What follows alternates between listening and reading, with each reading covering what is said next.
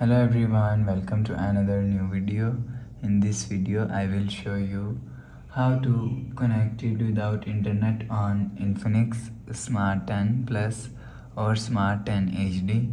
Let's start the video. If you want to fix this problem, so go to app library. Here click on settings app. Now in setting, click on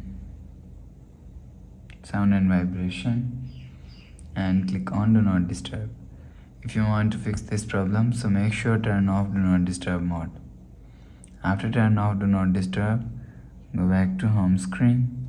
You will see your problem is solved. But if it not solved, if you want to fix this problem, restart device. Just click and hold side power button. Click on this restart icon. Again tap on this restart icon. You will see phone is restart. After restarting, enter phone pin. You will see your problem is solved. But if it not solved, if you want to fix this problem, go to app library. Here click on settings app. Now in setting, scroll down and click on system and click on reset phone and click on reset all settings. Click on reset, enter phone pin. Click on this icon. You will see your problem is solved.